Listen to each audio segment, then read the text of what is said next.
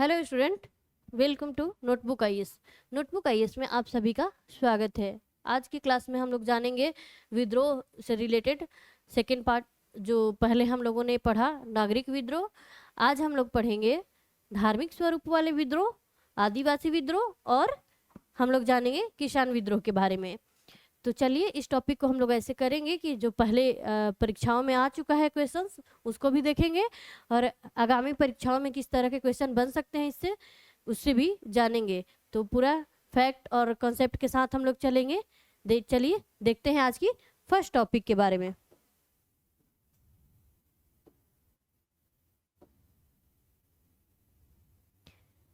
तो पहला जो टॉपिक है हमारा वो है पागलपंथी विद्रोह के बारे में। फर्स्ट जो हमारा है टॉपिक वो है ये जो हम पढ़ रहे हैं ये धार्मिक स्वरूप वाले हैं विद्रोह।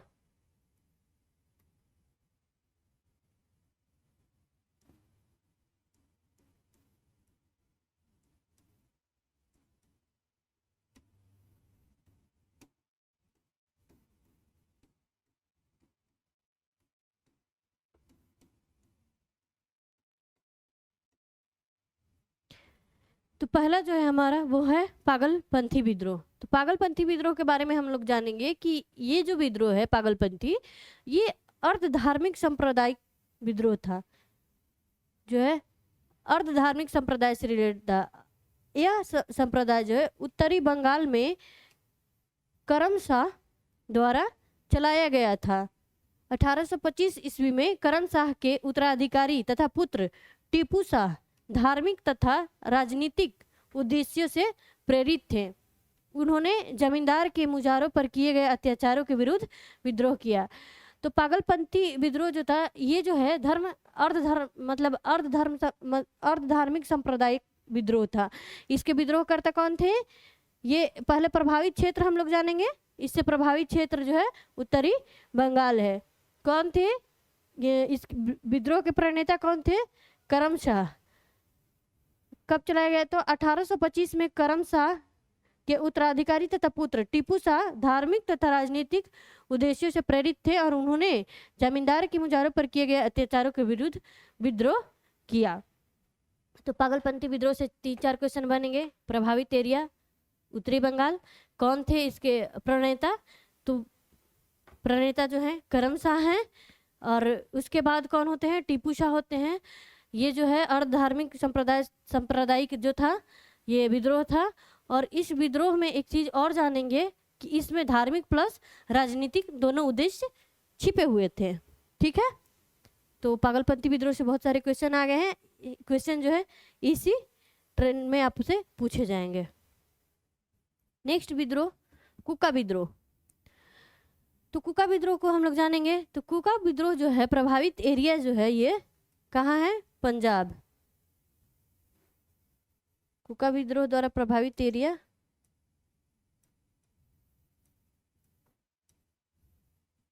कुका विद्रोह का प्रभावित एरिया जो है वो पंजाब है। प्रारंभ में यह जो है विद्रोह पंजाब में 1860-70 में हुआ था। ठीक है, लेकिन शुरुआत में इसका स्वरूप धार्मिक था और बाद में यह राजनीतिक विद्रोह के रूप में बदल गया। इसके प्रणेता कौन थे? भगत जवाहर मल थे। प्रारंभ में इस विद्रोह का उद्देश्य सिख धर्म में प्रचलित बुराइयों को दूर करना और इसे शुद्ध करना है। तो कुका विद्रोह से क्वेश्चन बहुत पूछ रखा है। यूपीपीसीएस आरओ 2017 में भी 16 या 17 में भी पूछ रखा है। तो इससे क्वेश्चन क्या पूछता है कि कुका विद्रोह जो है ये कौन से एरिया है, कौन से स्थान पे स्टार्ट हुआ था? तो कब हुआ था? ये पंजाब में हुआ था स्टार्ट। और कहाँ पे कब हुआ था? 1860-70 में। कहाँ पे? पंजाब में। कब? 1860-70 में। शुरू में तो ये इसका स्वरूप जो है धार्मिक था लेकिन बाद में राजनीतिक विद्रोह में बदल गया। तो क्वेश्चन आपसे बनेगा कि वह कौन सा विद्रोह था जो स्टार्ट तो जिसकी शुरुआत तो धार्मिक स्वरूप धारण किए हुए होती है लेकिन बाद में जा करके राजनीतिक रूप में परिवर्तित हो जाती है। तो इसका करेक्ट आंसर कुका विद्रोह। अच्छा, फिर पूछेगा आपसे कि कुका विद्रोह के प्रणेता कौन थे? तो कौन थे? भगत जवाहर मल थे। इस विद्रोह का जो है उद्देश्य क्या था? कुका विद्रोह का जो है उद्देश्य क्या था? तो कुका विद्रोह का जो उद्देश्य है कि सिख धर्मों में जो है प्रचलित जो बुराइयां थी उससे दूर करना, और यह शुद्ध, यह जो ये धर्म है सिख धर्म, इसको शुद्ध करना, यानी शुद्धिकरण और प्रचलित बुराइयों को दूर करना इस आंदोलन का, विद्रोह का उद्देश्य रहा है। तो इससे 5-6 क्वेश्चन इस तरह से बन सकते हैं आपसे, और प्रीवियस ईयर में इसी टाइप से क्वेश्चन पूछे गए हैं। ठीक है, नेक्स्ट हम लोग देखेंगे कि पंजाब में अन्य आंदोलन हुआ था, उसके बारे में थोड़ी सी चीजें हम लोग जान लेते हैं। 1890 से 1900 के दौरान पंजाब में एक साहूकार विरोधी आंदोलन भी चला था। पंजाब में जो है 1890 से 1900 के बीच में एक साहूकार विरोधी भी आंदोलन चला था, और 1902-3 में पंजाब में भूमि हस्तांतरण के जरिए साहूकार द्वारा किसानों की भूमि पर कब्जा की जाने वाली प्रवृत्ति पर रोक लगा दी गई। तो पंजाब में क्या था कि 1902-3 में जो है भूमि हस्तांतरण बिल आया, जिसके जरिए साहूकार जो किसानों की भूमि पर कब्जा करते थे उनकी ये ट्रेंड पर रोक लगा दी गई। और कौन थे ये आंदोलन, कौन किन्होंने इस भूमि विरोधी जो आंदोलन था, साहूकार विरोधी जो आंदोलन चला था भूमि हस्तांतरण के लिए, या फिर भूमि जब कब्जे में साहूकार द्वारा लिया जाता था तो उसके लिए किसानों के पक्ष में किन्होंने चलाया था ये आंदोलन? तो बाबा राम सिंह ने। तो पंजाब में 2 आंदोलन के बारे में इम्पोर्टेंट हो जाता है। पहला कुका विद्रोह, दूसरा हम लोग जानेंगे अन्य विद्रोह में साहूकार विरोधी जो आंदोलन था उसके बारे में जानेंगे कि पंजाब में कौन सा एक साहूकार विरोधी आंदोलन रहा है, या फिर भूमि हस्तांतरण से के द्वारा 1901 के द्वारा कौन से आंदोलन में किसानों की भूमि पर कब्जा किए जाने की रोक लगा दी गई। तो साहूकार विरोधी आंदोलन था। ठीक है, कौन थे इसके प्रणेता? बाबा राम सिंह। इससे 2-3 पॉइंट निकल जाएगा। ठीक है, नेक्स्ट हम लोग देखेंगे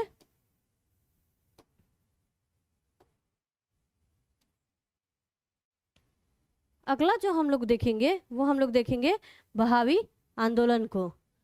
तो बहावी आंदोलन को हम लोग देखेंगे, जानेंगे कि क्या था बहावी आंदोलन।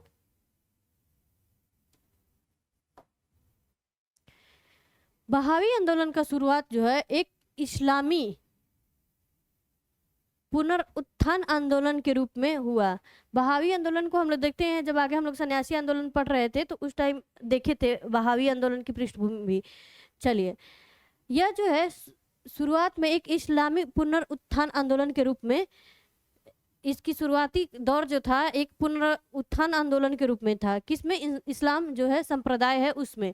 इस आंदोलन को तारीखे मुहम्मदी अथवा वल्ली उल्लाही आंदोलन के नाम से भी जाना जाता है। तो बहावी आंदोलन के बारे में क्वेश्चन पूछेगा कि बहावी आंदोलन को और किन किन नामों से जाना जाता है। तो इसको एक जो है तारीका ए मुहम्मदी और दूसरा जो है वल्ली उल्लाही आंदोलन के नाम से भी जाना जाता है। ठीक है, यह एक देश विरोधी और सशस्त्र आंदोलन था जो शीघ्र ही पूरे देश में फैल गया।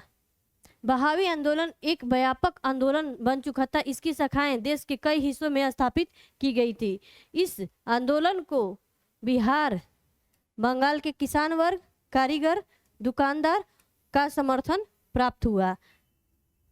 तो यहाँ से भी क्वेश्चन बन सकता है कि ये बहावी आंदोलन किस तरह का आंदोलन था। तो बहावी आंदोलन जो था एक देशव्यापी आंदोलन था। ठीक है, जिसे देश के कई हिस्सों में चलाया गया। ठीक है, इसकी शाखाएं जो है देश के कई हिस्सों में खोली गई थी।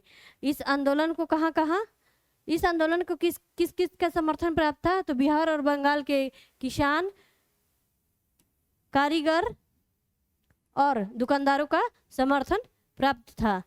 यह जो है यद्यपि एक धार्मिक आंदोलन था, पर बंगाल में इस आंदोलन में ब्रिटिश सरकार के खिलाफ आवाज उठाई जाने लगी। शुरुआत की तो इसकी नेचर जो थी धार्मिक थी, क्योंकि शुरुआत में ये धार्मिक आंदोलन पर जो धार्मिक आंदोलन के नेचर थे वो लेकर स्टार्ट हुआ था, लेकिन आगे चल करके आप देखेंगे कि ये जो है ब्रिटिश सत्ता के खिलाफ भी आवाज उठाने लगा था।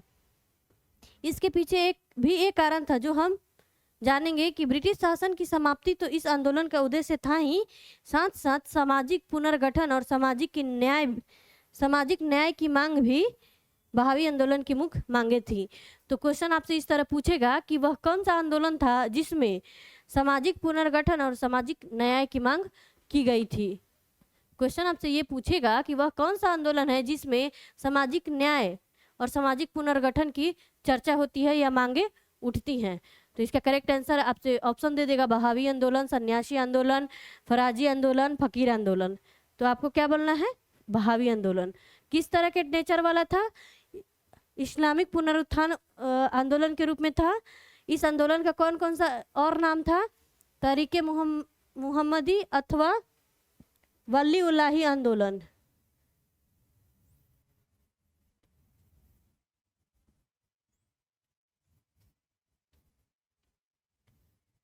इस आंदोलन को जो है तहरीके मुहम्मदी अथवा वली उल्लाही आंदोलन के नाम से जाना जाता है। तो पूछ देगा आपको कि तहरीके मुहम्मदी या वली उल्लाही आंदोलन के बारे में पूछ देगा कि इस आंदोलन का संबंध किस आंदोलन से है, या किस आंदोलन का दूसरा नाम है। दक्षिण भारत का आंदोलन, बहावी आंदोलन, सन्यासी विद्रोह, किसान आंदोलन, कुछ भी करके एक दे सकता है।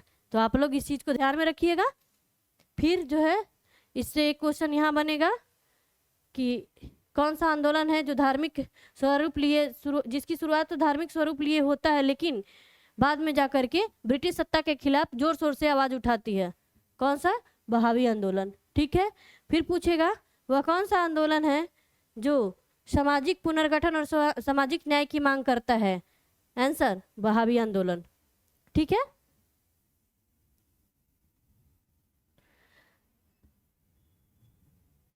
चलिए इसको देखेंगे हम लोग कि बहावी आंदोलन की शुरुआत एक इस्लामी पुनरुत्थान के रूप में हुई थी, और ये कौन कौन नामों से जाना जाता है देख लिए हम लोग। नेक्स्ट हम लोग देखेंगे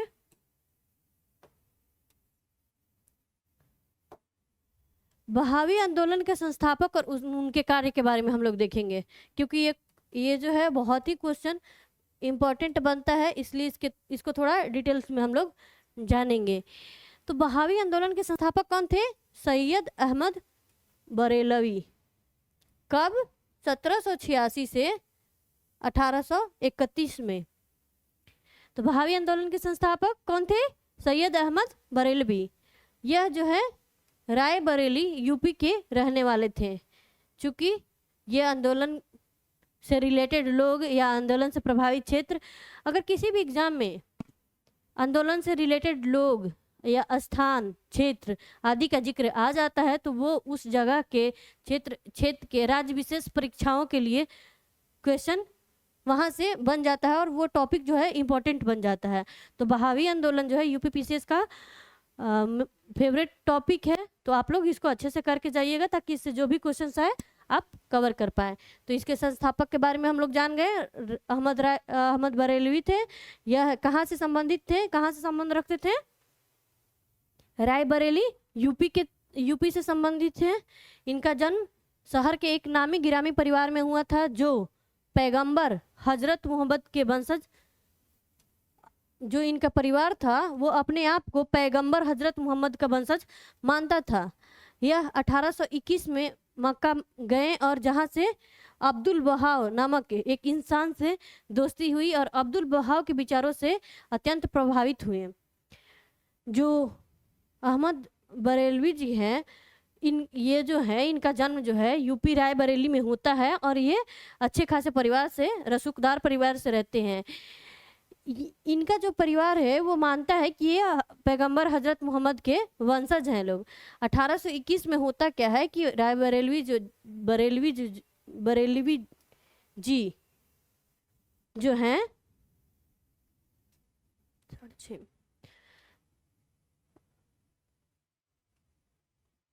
1821 में ये मक्का जाते हैं और यहाँ अब्दुल बहाव नामक इंसान से दोस्ती होती है इनकी और उनके विचारों से बहुत ही प्रभावित होते हैं और एक कट्टर धर्म योद्धा के रूप में भारत लौटते हैं।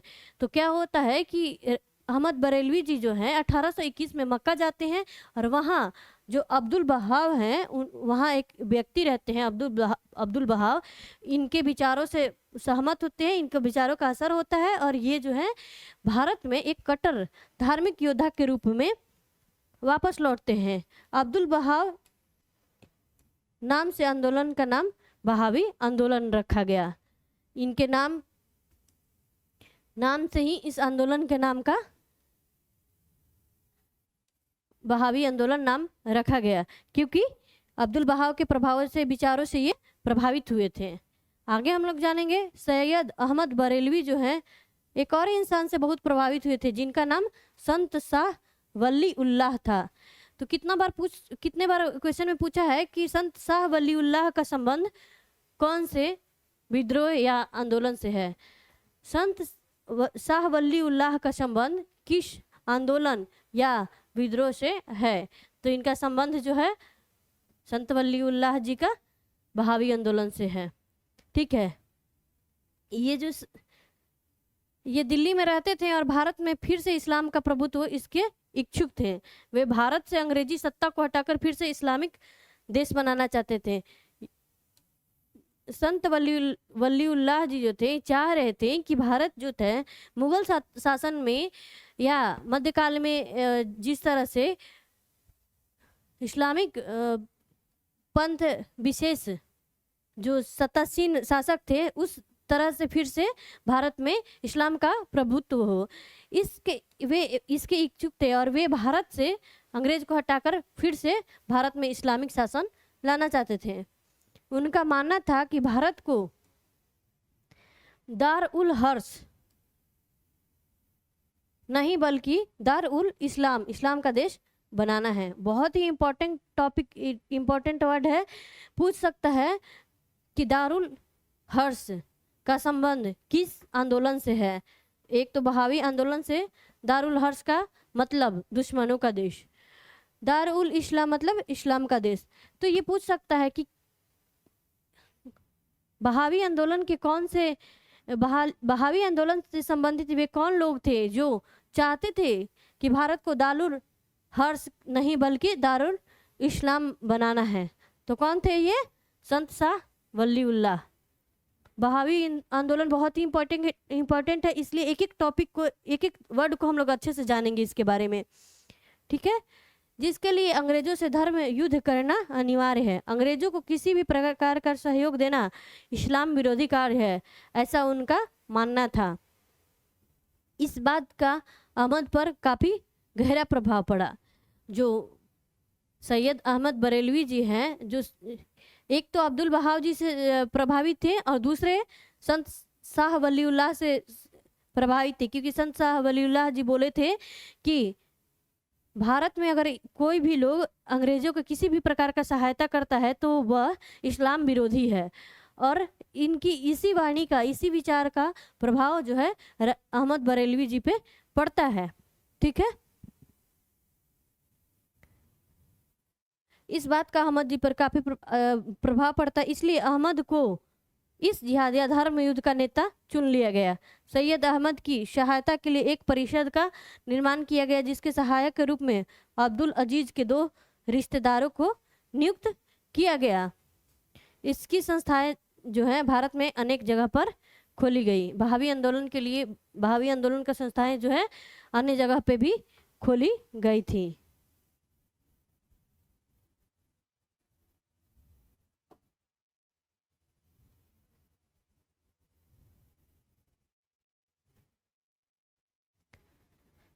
तो धार्मिक स्वरूप वाले आंदोलन में हम लोग देखें बहावी आंदोलन। अब हम लोग आगे चलेंगे आदिवासी स्वरूप वाले या आदिवासी विद्रोह के बारे में हम लोग जानेंगे। तो आदिवासी विद्रोह पढ़ने के क्रम में सबसे पहले हम लोग पढ़ेंगे चुआर विद्रोह। चुआर विद्रोह को भूमिन विद्रोह भी कहा जाता है। तो चुआर विद्रोह से क्वेश्चन अगर बनता है तो ऑप्शन में चुआर विद्रोह या भूमिन विद्रोह दोनों भी आ सकता है। तो इसको जानेंगे हम लोग। अकाल तथा बढ़े हुए भूमि कर और अन्य धार्मिक संकटों के चलते मिदनापुर जिले की आदिम जाति चुआर लोगों ने सशस्त्र विद्रोह कर दिया। दुर्जन सिंह विस्थापित जमींदार इस विद्रोह के नेता थे और जगन्नाथ जी जो थे इस विद्रोह के अन्य प्रमुख नेता थे। तो जब 1770 का अकाल होता है उसके बाद जो भूमि पर कर अत्यधिक लगा दिया जाता है। और एक तो पहले से ही अकाल के चक्कर में संकट आई थी और भूमि कर लगा देने से भी आर्थिक संकट जो है उपजती है। तो मिदनापुर जो जिला है वहाँ के आदिम जाति लोग जो हैं वो चुआर रहते हैं, जनजाति लोग रहते हैं चुआर। उन्होंने सशस्त्र विद्रोह कर दिया और इस विद्रोह के जो है नेता दुर्जन सिंह थे और जगन्नाथ थे। तो इससे 2-3 क्वेश्चन बनेगा कि चुआर विद्रोह प्रभावित जिला मिदनापुर, कौन कौन नेता थे? दुर्जन सिंह, जगन्नाथ जी। इस विद्रोह के और दूसरा नाम से क्या जानते हैं? तो चुआर विद्रोह को भूमिन विद्रोह से कब हुआ था? 1798-99 में। बस इससे 2-3 ही क्वेश्चन बन सकते हैं। चलिए अगला जो है हम लोग दूसरा देखेंगे, हो विद्रोह। हो विद्रोह क्या था? यह जो है छोटा नागपुर और सिंहभूम जिले के हो तथा मुंडा आदिवासियों ने बढ़े हुए भूमि कर के कारण जमींदार और अंग्रेजों के विरुद्ध विद्रोह किया। आप देखेंगे जितनी भी आदिवासी विद्रोह हुए या तो जमीन के लिए होगा या कर के लिए होगा। अत्यधिक विस्थापित लोग जो हैं वो ये विद्रोह करेंगे, या तो उनकी जो जमीनें थी उसमें जमींदार ब्रिटिशर्स का हस्तक्षेप आपको देखने को मिलेगा, या आप कर टैक्सेशन को देखेंगे। तो इस चक्कर में आदिवासी विद्रोह होती है, मुख्य पृष्ठभूमि ही यही रहती है। तो कहाँ हुआ था? छोटा नागपुर और सिंहभूम जिले के हो तथा मुंडा आदिवासियों ने बढ़े हुए की भूमि कर के कारण जमींदार और अंग्रेज के विरुद्ध विद्रोह किया। तो पूछेगा कि हो विद्रोह कहाँ हुआ था? कहाँ हुआ था? छोटा नागपुर और सिंहभूम जिले। ठीक है, क्यों हुआ था? भूमि कर के कारण, बढ़ता हुआ भूमि कर। और किसके किसके विरुद्ध हुआ था? तो जमींदार और अंग्रेजों के विरुद्ध। इससे 3 क्वेश्चन बनेगा। ठीक है, अगला हम लोग देखेंगे रामोशी विद्रोह। तीसरा जो है हम लोग देखेंगे रामोशी विद्रोह। तो रामोशी विद्रोह जो है मराठा सेना और पुलिस के अधीनस्थ कर्मचारी जनजाति थे। रामोशी कौन थे? जो मराठा सेना था और पुलिस के अधीन जो है कर्मचारी थे, जो जनजातीय समुदाय से थे। मराठा साम्राज्य के पतन के बाद जो है रामोशी जो लोग थे खेती बाड़ी को अपने जीवन यापन का साधन बना लिया था। जब आप देखेंगे कि मराठा साम्राज्य का पतन होता है तो ये जो रामोशी लोग हैं जो पुलिस या सेना में अधीनस्थ कर्मचारी के रूप में कार्यरत थे, तो ये बेरोजगार इनकी रोजगार खत्म हो जाती है। तो ये क्या करते हैं? ये कृषि के तरफ मूव करते हैं और वहाँ अपनी जीविका के लिए कृषि पर निर्भर हो जाते हैं। ठीक है, परंतु कंपनी ने, ब्रिटिश ईस्ट इंडिया कंपनी की सरकार जो है वह 1822 में इन पर बहुत भारी लगान लगा देता है और इससे वसूली करने के लिए बहुत ही क्रूरता का प्रयोग किया जाता है। तो होता क्या था कि रामोशी जो लोग थे वो जब कृषि की तरफ शिफ्ट करते हैं तो इन पे भारी कृषि कर लगाया जाता है, और जब ये कर वसूलने की बारी होती थी तो इनसे क्रूरतापूर्वक व्यवहार किया जाता था, जिस कारण से यह विद्रोह पनपा। जिसके कारण इनके जो सरदार थे चित्तर सिंह, कौन थे? चित्तर सिंह, अंग्रेजों के विरुद्ध विद्रोह कर दिए और 1825-26 में बहुत बड़ा अकाल पड़ा और अन्न के अभाव में रामोशी लोग जो हैं उमा जी के नेतृत्व में पुनः विद्रोह कर दिए। तो रामोशी विद्रोह जो है, रामोशी विद्रोह का जो कार्यकाल देखेंगे लगभग आपको 1820 से 27 तक दिखेगा। ठीक है, कौन थे रामोशी लोग? मराठा सेना में पुलिस के अधीनस्थ कर्मचारी थे। क्यों? जब मराठा प्रशासन का जब ये पतन होता है और ब्रिटिश ईस्ट इंडिया कंपनी के अंतर्गत मराठा प्रशासन को ले लिया जाता है, तो ये जब बेरोजगार लोग हैं ये खेती की तरफ शिफ्ट करते हैं।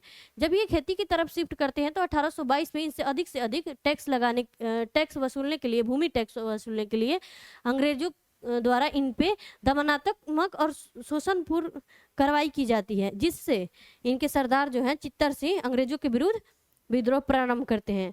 आगे चल के आप देखिएगा कि 1825-26 में अकाल पड़ता है और अन्न के अभाव में जो है रामोशी लोग उमा जी के नेतृत्व में पुनः विद्रोह प्रारंभ कर देते हैं। तो इनसे आप 2 लीडर का नाम जानिए, चित्तर सिंह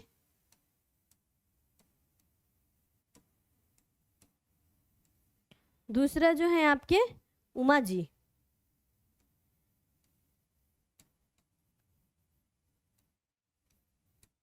तो दो इससे एक क्वेश्चन बन सकता है कि चित्तर सिंह और उमा जी का संबंध कौन से विद्रोह से है? रामोसी विद्रोह। एक क्वेश्चन बन सकता है आपको कि रामोसी विद्रोह से संबंधित रामोसी लोग कौन थे? तो हो जाएगा सैनिक, ऑप्शन, जमींदार, किसान और पुलिस के अधीनस्थ कर्मचारी। करेक्ट आंसर पुलिस के अधीनस्थ कर्मचारी। एक हो जाएगा क्वेश्चन कि मराठा साम्राज्य के अंतर्गत रामोसी लोग जो थे, या फिर पूछ देगा रामोसी लोग का संबंध कौन से साम्राज्य से था? मराठा से था, मुगल से था, आपका हो जाएगा ब्रिटिश ईस्ट इंडिया कंपनी से था, या फिर कुछ एक और जैसे हैदराबाद रियासत या फिर निजाम से था। किसी एक को ऑप्शन में दे देगा। तो इसका संबंध जो है मराठा प्रशासन से था।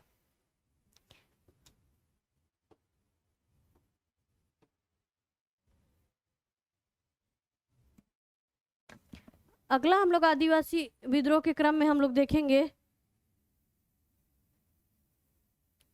उराव विद्रोह। नहीं सर, इसके पहले हम लोग देखेंगे मुंडा विद्रोह। देखिए ये मुंडा विद्रोह हो रहा है।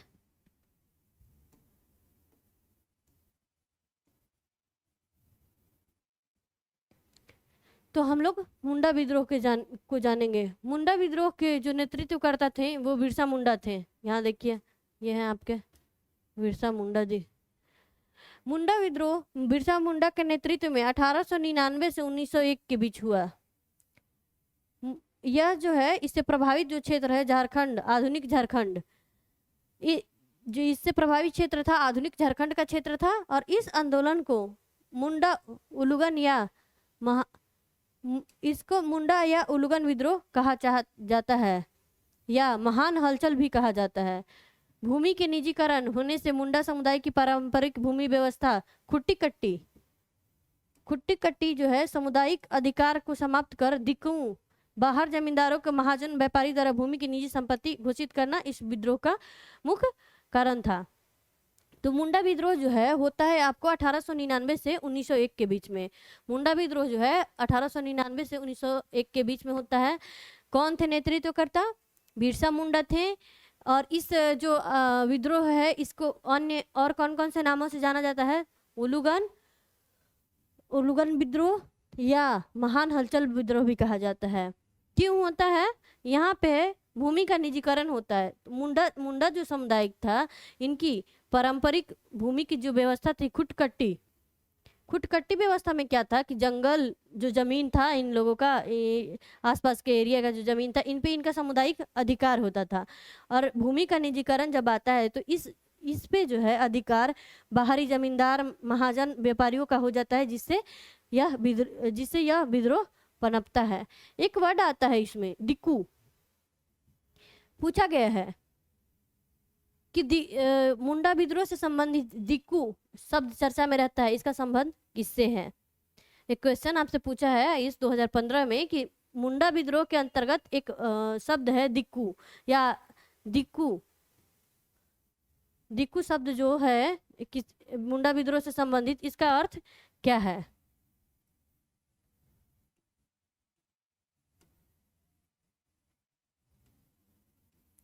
तो दिक्कू जो है इसका अर्थ होता है बाहरी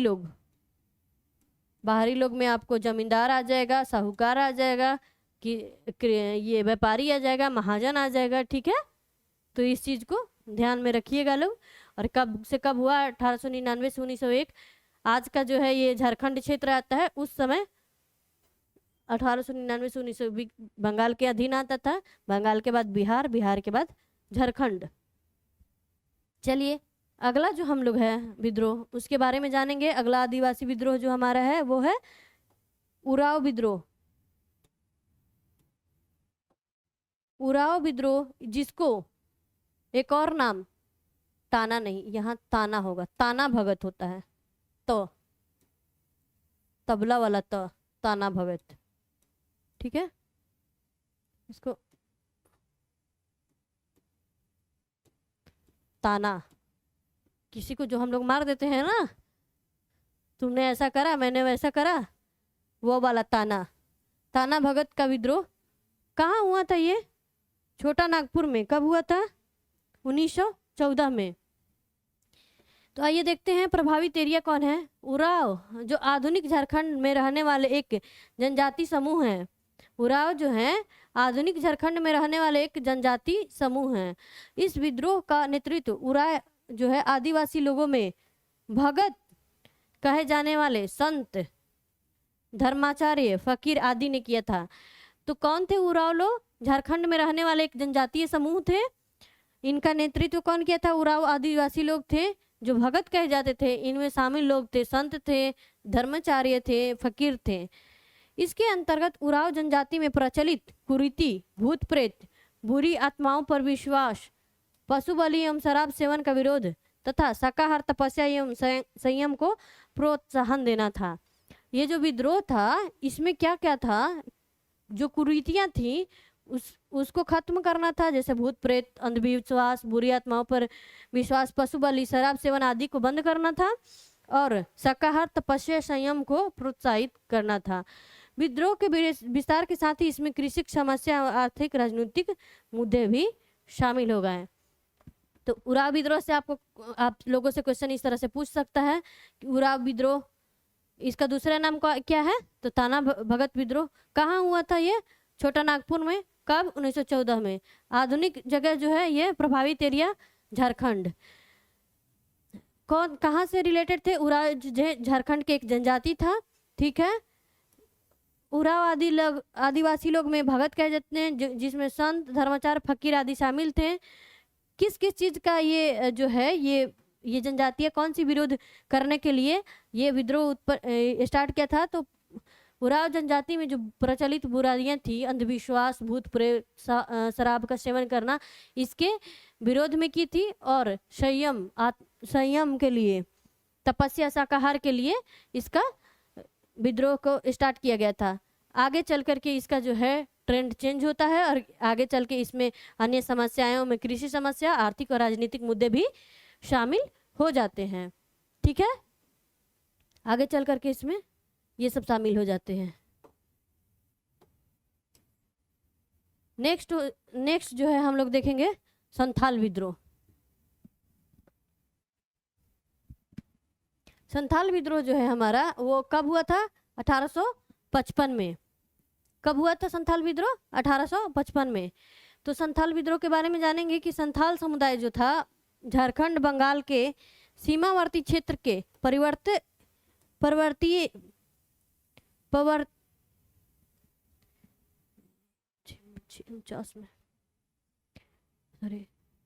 आइए देखते हैं हम लोग संथाल विद्रोह के बारे में। तो संथाल समुदाय जो है झारखंड बंगाल के सीमावर्ती क्षेत्रों के पर्वतीय इलाकों, मानभूम, बड़ाभूम, शिवभूम, मिदनापुर, हजारीबाग और बांकुड़ा क्षेत्र में रहते थे। जो संथाल समुदाय थे झारखंड बंगाल के सीमावर्ती क्षेत्र में रहते थे, जिसमें क्षेत्र जो है मानभूम है, सिंहभूम है, मिदनापुर है, हजारीबाग है, बांकुड़ा क्षेत्र आदि है। कोलों के जैसा ही संथाल भी लगभग उन्हीं कारणों के चलते अंग्रेजों के खिलाफ विद्रोह किए। कोलों के जैसा जो कोल लोग थे, कोल जनजाति थे, उन्हीं के जैसा जो है ये लोग भी विद्रोह किए थे, ठीक है। अंग्रेजों के खिलाफ विद्रोह किए थे। इस विद्रोह को अंग्रेजी सेना ने कुचल डाला। तो इस विद्रोह के कारण और परिणाम के बारे में हम लोग देखेंगे। आगे हम लोग देखेंगे कि संथाल विद्रोह जो है इनका दमन किस प्रकार अंग्रेजों ने किया, इस विद्रोह का महत्व क्या है।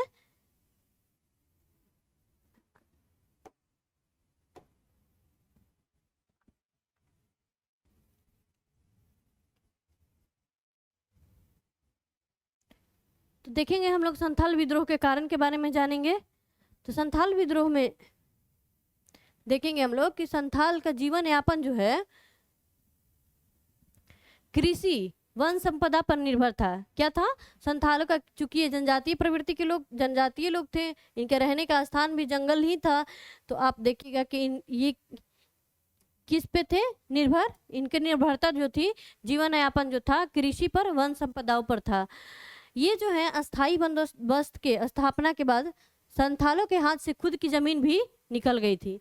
जब भू राजस्व पद्धतियाँ ही जिसमें स्थायी बंदोबस्त आया, इसके थ्रू क्या होता है कि संथाल लोग की जिंदगी से उनकी भूमि हाथ से चली गई।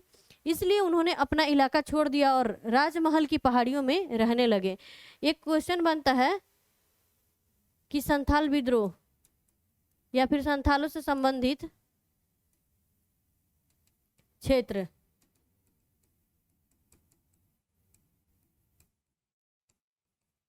बीपीएससी विशेषकर में ये क्वेश्चन पूछता है, तो ये जो है राजमहल की पहाड़ियां आंसर होगी। यहाँ की जमीन उन्होंने कृषि के योग्य बनाया, जंगल काटे और घर बनाया। संथालों के इस इलाकों के दमनिको के नाम से जाना जाता है। तो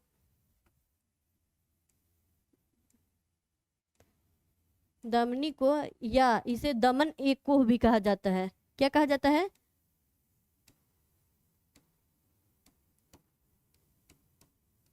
दमन एक कोह भी कहा जाता है। बहुत बार पूछा हुआ क्वेश्चन है कि दमन एक कोह क्या है।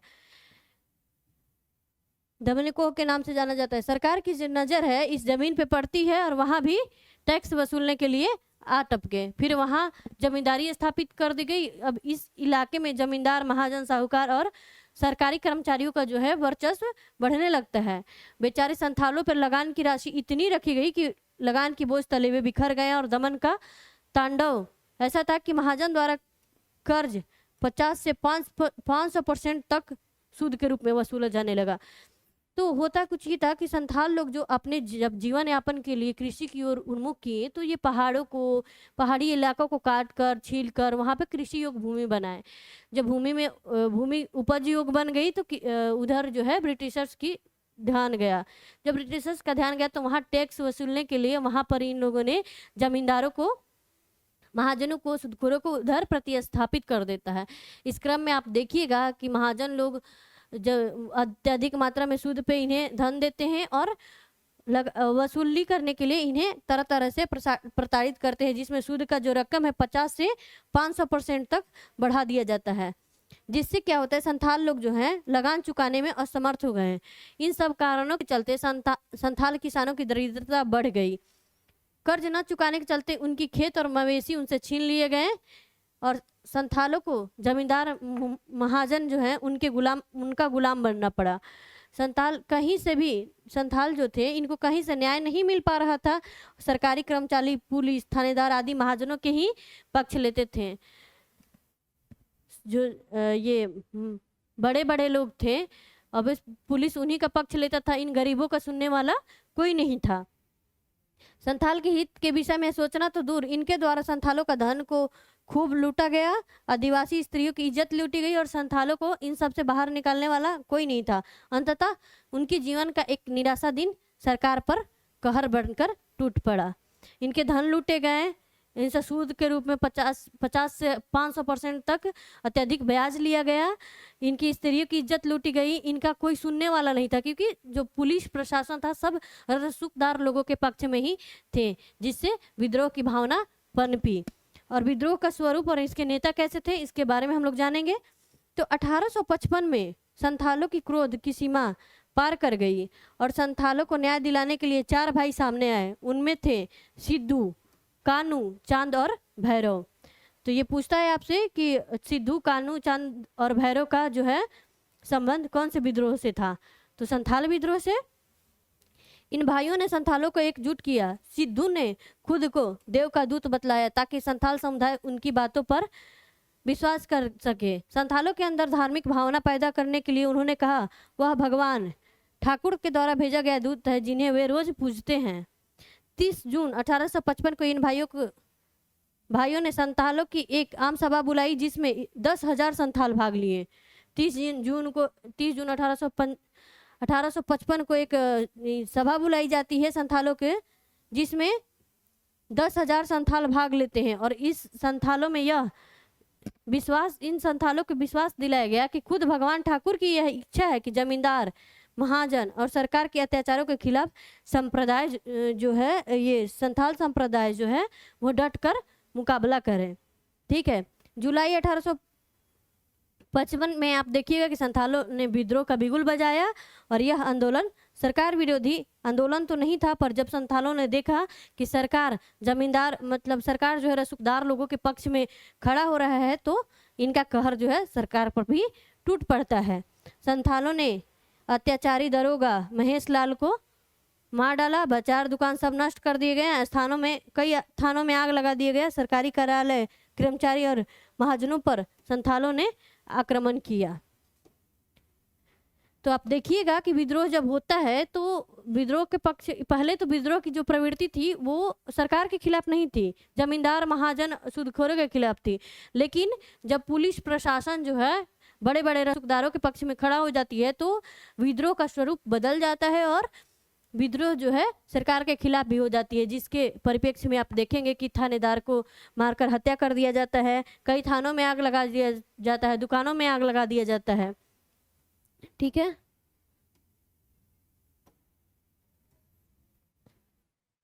ठीक है। तो इस संथाल विद्रोह से कुछ क्वेश्चन जो आते हैं कि संथाल विद्रोह से प्रभावित इलाका कौन कौन सा था, तो मानभूम, बड़भूम, सिंहभूम, मिदनापुर, हजारीबाग आदि था। इसके प्रमुख नेता कौन थे, तो इसके प्रमुख नेता के बारे में हम लोग देखेंगे, सिद्धू, कान्हू, चांद और भैरव थे। सिद्धू, कान्हू और चांद भैरव थे। ठीक है, सिंहभोंगा का, सिंहभोंगा की कंसेप्ट आता है इसमें, आप देखिएगा कि एक सिंहभोंगा वर्ड आता है जो ठाकुर मतलब भगवान के द्वारा भेजा गया, एक भगवान के द्वारा भेजा गया एक सेवक के रूप में होता है। यहाँ पे सिद्धू कानू कहता है लोग कि ठाकुर के द्वारा भेजा गया दूत हैं वे, और ठाकुर स्वयं चाहते हैं कि इन रसूखदारों के खिलाफ कार्रवाई हो जिसमें सारे संथाल एकजुट हो गए। आप देखिएगा कि 30 जून को जब इनकी मीटिंग होती है तो 10,000 संथाल आते हैं और इस आंदोलन की बिगुल 1855 जुलाई में बज जाता है। ठीक है, इससे रिलेटेड इतने ही है और इसी टाइप से क्वेश्चन आपको पूछे जाएंगे। अगला हम लोग देखेंगे अहोम विद्रोह। अहोम जो है असम के अहोम अभिजाति वर्ग के लोग कंपनी पर बर्मा युद्ध के बाद असम वापस लौटने का वचन न पूरा करने का आरोप लगाया। जो असम के जो है अहोम अभिजाति वर्ग जो है उन्होंने कंपनी पर, जब आंग्ल बर्मा युद्ध होता है उसके बाद असम वापस लौटने के लिए जो ये है कि वचन पूरा नहीं करते हैं अंग्रेज, तब ये युद्ध होता है। इसके अतिरिक्त जब अंग्रेज ने अहोम प्रदेश को भी अपने प्रदेश में सम्मिलित करने का प्रयास किया तो विद्रोह फूट पड़ा और इस विद्रोह के प्रणेता गोमधर कुंवर थे। तो अहोम विद्रोह से 2-3 क्वेश्चन पूछता है हर बार एग्जाम में, तो उसका ट्रेंड क्या रहता है, किस तरह से क्वेश्चन पूछता है कि पूछेगा आपको कि अहोम विद्रोह का जो है संबंध कहाँ से है, तो आप बताइए। असम नेता कौन थे, गोमधर कुंवर नेता जो है आपके,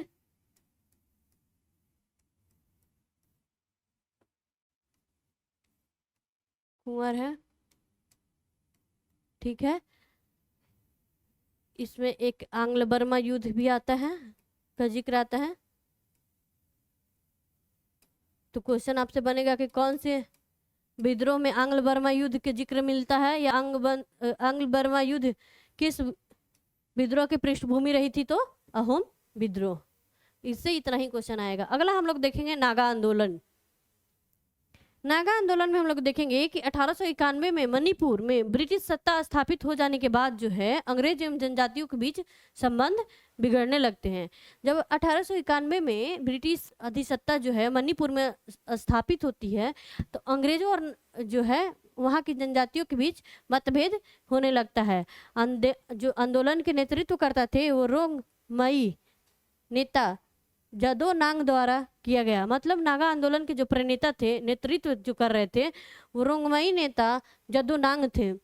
आंदोलन के प्रमुख उद्देश्य राजा को स्थापित करना था, ब्रिटिश सेना को हटाना था और राजा को स्थापित करना था, और जो ईसाई मशीनरियां आई थी उनके प्रभाव को कम करना था। धर्म परिवर्तन की घटना को रोकना और प्राचीन धर्म स्थापित करना था। नए रीति रिवाजों का विरोध और सामाजिक एकता को बढ़ावा देना था। तो नागा आंदोलन से आपसे 2-3 पॉइंट पूछ सकता है। कब हुआ था? 1891-92 में हुआ था। क्यों? इसके नेतृत्वकर्ता कौन थे? रोंगमई नेता जदो नांग थे। उद्देश्य क्या था? उद्देश्य क्या था कि पहले से प्रचलित जो राजा थे उनको स्थापित करना, जो धर्म था उसे पुनः स्थापित करना। और ये जो समुदाय था ये परिवर्तन को नहीं मानता था, ये प्राचीनता में विश्वास करता था। ठीक है, नेक्स्ट खासी विद्रोह। खासी विद्रोह जो है बर्मा युद्ध के फलस्वरूप ईस्ट इंडिया कंपनी ने पूर्व दिशा में जनजातियां तथा पश्चिम में गारो पहाड़ियों के क्षेत्र पर अधिकार कर लिया। जब आंग्ल बर्मा युद्ध होता है उसके बाद आप देखिएगा कि ईस्ट इंडिया कंपनी जो है पूर्व में जयंती और दक्षिण पश्चिम में गारो पहाड़ियों के क्षेत्र को अपने अधिकार में या अपने प्रभुत्व में ले लेता है। अंग्रेजों ने ब्रह्मपुत्र घाटी तथा सिलहट को जोड़ने के लिए एक सैन्य मार्ग की योजना बनाई। ब्रह्मपुत्र घाटी या सिलहट को जोड़ने के लिए जो है एक सैन्य मार्ग योजना बनाते हैं और खासी मुखिया तीरथ सिंह ने अंग्रेजों की इस योजना का विरोध किया और गारो, खामपट्टी एवं सिंगापुर लोगों की सहायता से विदेशी लोगों को वहां से भगाने का प्रयास किया। तो खासी जो है जनजातियां रहती हैं जो विद्रोह करता है। आंग्ल बर्मा युद्ध के बाद जब ईस्ट इंडिया कंपनी का प्रभुत्व जो है जयंती और गारो की पहाड़ियों पर हो जाती है और जब अंग्रेजों ने ये योजना बनाई कि ब्रह्मपुत्र और सिलहट को जोड़ा जाए और एक सैन्य मार्ग के लिए इसे तैयार किया जाए, तो वहाँ के खासी के नेता जो हैं तीरथ सिंह, उन्होंने अंग्रेजों के विरुद्ध विद्रोह स्टार्ट कर दिया और इसमें उनके समर्थक में गारो, खमपट्टी और सिंगापुर के लोगों ने भी सहायता प्रदान की। तो इससे 2-3 पॉइंट आप ध्यान रखिएगा।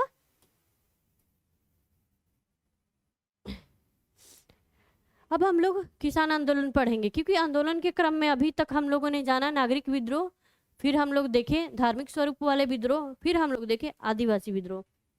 अब जो है हम लोग पढ़ेंगे किसान आंदोलन या किसान विद्रोह। ठीक है, तो इस क्रम में हम लोग पहला जो है देखेंगे बंगाल का नील आंदोलन। बहुत ही इम्पोर्टेंट है, इसको अच्छे से करिए आप लोग। ये देखिए उस टाइम का नील का फैक्ट्री रहता है बंगाल में, ये देखिए। तो बंगाल में जो है जब यूरोपीय औद्योगिकीकरण होता है तो भारत को एक कच्चा माल उत्पादक देश के रूप में देखा जाता है।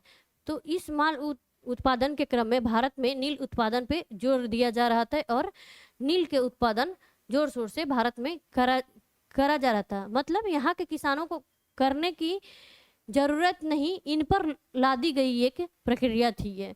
तो आप देखेंगे कि नील आंदोलन जो है यूरोपीय बाजार की मांग की पूर्ति के लिए नील उत्पादकों के लिए भारतीय किसानों की नील खेती के लिए बाध्य किया गया। तो ये भारतीय किसानों के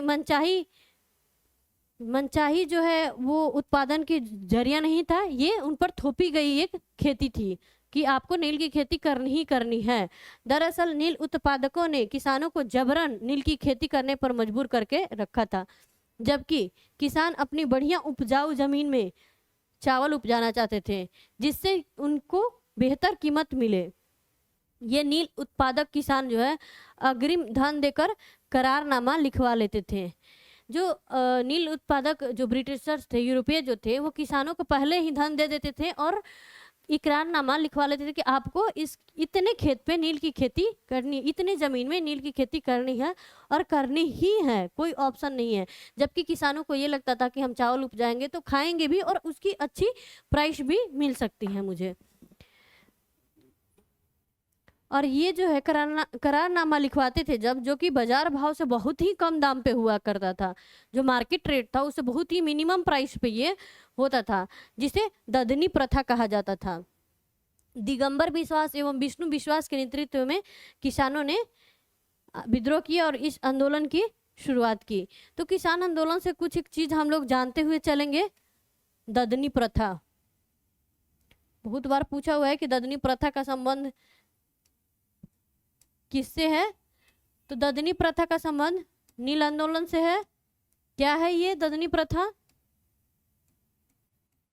ददनी प्रथा है कि बहुत ही कम रकम पे किसानों को अग्रिम धन देकर करारनामा लिखवाना कि इसमें नील की खेती करनी है और इतने जमीन के टुकड़ों पे करनी है, जिसका रेट जो है मार्केट रेट से बहुत ही कम रहता था। जबरदस्ती बाध्य किया गया खेती था जिसे ददनी प्रथा कहते हैं। ये बंगाल का नील आंदोलन के जो है प्रणेता कौन कौन थे? दिगंबर विश्वास थे और आपके विष्णु विश्वास थे। तो पूछेगा कि नील आंदोलन के नेता कौन थे? कौन कौन थे? दिगंबर विश्वास एवं विष्णु विश्वास। इस आंदोलन की सफलता का सबसे मुख्य कारण जो है किसानों में अनुशासन, एकजुटता, सहयोग एवं संगठन का समावेश था। इस आंदोलन का जो सबसे मुख्य सफलता, ये जो सफल हुआ आंदोलन, इसके मुख्य कारण जो है आप देखिएगा किसानों में एक सुनियोजित जो थी प्रक्रिया थी, जिसमें आप देखेंगे किसानों में अनुशासन था, एकजुटता था, सहयोग था, संगठन का समावेश था। इस आंदोलन को बुद्धिजीवी वर्ग का पूरा समर्थन प्राप्त हुआ था। ये जो आंदोलन था इसको बुद्धिजीवी वर्ग जो थे, मध्य वर्ग, उनको समर्थन प्राप्त था। और हिंदू पैट्रियट के संपादक हरिश्चंद्र मुखर्जी भी इस आंदोलन से जुड़े हुए थे। तो एक क्वेश्चन पूछेगा कि कौन से आंदोलन जिसका सहयोग पूरे बुद्धिजीवी वर्ग भी किए? तो नील आंदोलन। हरिश्चंद्र मुखर्जी का संबंध किससे था? ये बंगाल का नील आंदोलन। हरिश्चंद्र मुखर्जी कौन से पत्र के संपादक थे या समाचार पत्र के संपादक थे? तो आपको हिंदू पैट्रियट। अगला इससे एक और तथ्य निकलेगा, दीनबंधु मित्र ने नाटक नील दर्पण में किसानों की शोषण तथा उत्पीड़न का उल्लेख किया है। इस आंदोलन में ईसाई मिशनरियों ने भी किसानों का साथ दिया। तो एक और क्वेश्चन बनता है यहाँ से कि नील दर्पण कौन से आंदोलन से संबंधित है? नील आंदोलन से। नील दर्पण के लेखक, नाटक के लेखक कौन है? दीनबंधु मित्र। अच्छा, नील आंदोलन में ईसाई मिशनरियों ने किसका साथ दिया था? ये ब्रिटिशर्स का साथ ना दे करके किसानों का साथ दिए थे। छोटी छोटी तथ्य पे हम लोग ध्यान रखेंगे, क्योंकि आजकल जो है ना एग्जाम में ऐसे ऐसे फैक्ट्स उठा करके पूछ लेते हैं और ऑप्शन मिलाने के लिए कह देता है। तो चीजों पे हमारी पकड़ अच्छी बनी रहनी चाहिए। अगला जो है हम लोग विद्रोह जो है उसको देखेंगे हम लोग, पवना विद्रोह। तो पवना विद्रोह कब हुआ था इसको देखेंगे हम लोग। पवना विद्रोह जो है 1873 से 76 में हुआ था। कब हुआ था पवना विद्रोह? 1873 से 76 में हुआ था। ठीक है। तो पवना जो है आर्थिक दृष्टि से एक समृद्ध इलाका था। ठीक है। 1859 में कई किसान को भू पर स्वामित्व का अधिकार दिया गया था। यहाँ पे किसानों को मिले इस अधिकार के अंतर्गत किसानों को उनकी जमीन से बेदखल नहीं किया जा सकता है। 1859 में क्या है कि यहाँ के किसानों को भूस्वामी बनकर उभरे थे और इनके लिए एक कानून था जिसके लिए इनके अधिकार या इनकी मतलब जो जमीन है उनके अधिकार से इनको वंचित नहीं किया जा सकता है। यानी ये भूस्वामी थे। लगान की वृद्धि पर भी रोक लगाई गई थी। जो जमीन था इनके पास उन पर अब ज़्यादा टैक्स नहीं लगाया जाता है, जो प्रचलित टैक्स है उतना ही लगेगा। कुल मिलाकर किसानों के लिए पवना एक सकारात्मक माहौल था। किसानों के लिए पवना जो है, जिस तरह इधर किसानों में लूट खरोट, किसानों की जमीनों पर लूट खरोट मची हुई थी, लेकिन पवना में जो है एक सकारात्मक माहौल था। और कालांतर में आप देखेंगे कि यहाँ भी जमींदारों का दबदबा बढ़ने लगा। जमींदार जो है मनमाने ढंग से लगान फिर से यहाँ बढ़ाने लगे। अन्य तरीकों से भी जमींदार द्वारा किसानों को प्रताड़ित किया जाने लगा। तो अंततः 1873 में पवना के किसान जमींदारों के शोषण के विरुद्ध आवाज उठाने की ठानी और किसानों ने एक संघ बनाया। किसानों की सभाएं आयोजित की गई। कुछ किसान जो है अपने परगनों की जमींदारों के नियंत्रण से मुक्ति घोषित की। मतलब कुछ जो किसान हैं अपने जमींदार जो लोग जो उनसे टैक्स लेते थे उनसे अपने आप को आज़ाद कर दिया और अपने आप को मुक्त घोषित किया। स्थानीय सरकार बनाने की चेष्टा की। किसान लोग मिल करके एक अपना सरकार बनाने को ठानी। उन्होंने एक सेना भी बनाई जिससे कि जमींदारों के लड़ने के लिए धन जो है चंदे के रूप में जमा कर दिया जा सके। इन्होंने अपनी एक सेना बनाई और जो ये लगान के रूप में जमींदार को देते थे वही रकम अपने सब लोग मिलकर एक साथ रख के और जमींदार से लड़ने के लिए एक सेना बनाते हैं जिसमें सामान, लड़ाई का सामान खरीदते हैं। ठीक है। जमींदारों से न्यायिक रूप से लड़ने के लिए धन चंदे के रूप में जमा किया गया और किसानों ने लगान देने कुछ समय के लिए बंद कर दिया। क्या करते हैं किसान लोग? लगान नहीं देते हैं, बंद कर देते हैं। यह आंदोलन धीरे धीरे सुदूर क्षेत्रों में जैसे ढाका, मेमनसिंह, त्रिपुरा राजशाही, फरीदपुर राजशाही में फैलने लगा। तो पवना विद्रोह से क्वेश्चन कम मात्रा में आते हैं। 2-3 पॉइंट ही आता है जिसको हम लोग देखेंगे। 1873-76 में हुआ। ठीक है। जमींदार और किसानों के बीच हुआ था। जिसमें किसान अपना अलग सैन्य संघ बनाने की योजना बनाए थे और लगान की वृद्धि का जो दर था वो उन्हें ना देकर, लगान उन्हें ना देकर आपस में चंदा कलेक्ट करके लड़ाई के सामान एकत्रित करते हैं। चलिए अगला हम लोग देखेंगे असम का कर न या लगान न अदायगी का आंदोलन, जिसे कामरूप दिरांग आंदोलन भी कहा जाता है। इसका जो है टाइमलाइन है 1893 से 94। असम के कामरूप तथा दिरांग जिले में नए राजस्व बंदोबस्त के तहत लगान की दर में 50 से 70% की बढ़ोतरी करी गई। तो ये जो आंदोलन है ये क्यों हुआ, क्योंकि 1893 और 94 में आप देखेंगे कि असम का जो कामरूप और दिरांग जिला है उसमें राजस्व बंदोबस्त की तरह तहत लगान की दर में 50 से 70% तक की वृद्धि दर्ज की गई, जिसके विरोध में ग्रामीण लोगों के नेतृत्व में लगान न अदायगी के लिए एक सभा बुलाई गई और अगर कोई लगान की रकम अदा करता है तो उसे समाज से बहिष्कृत किया जाएगा। इस तरह का जो आंदोलन है, सामाजिक बहिष्कार का आंदोलन, संभवतः पहली बार प्रयोग में लाई गई थी। तो ये जो आंदोलन है कर के खिलाफ था। 50 से 70% जब कर की दर में वृद्धि की जाती है तो 1893-94 में कामरूप और दिरांग जिले में असम के जो जिला है उसमें बहिष्कार किया जाता है और ये कहा जाता है कि जो लोग भी अगर इस लगान को चुकाएंगे उनको सामाजिक बहिष्कार का सामना करना पड़ेगा। ठीक है,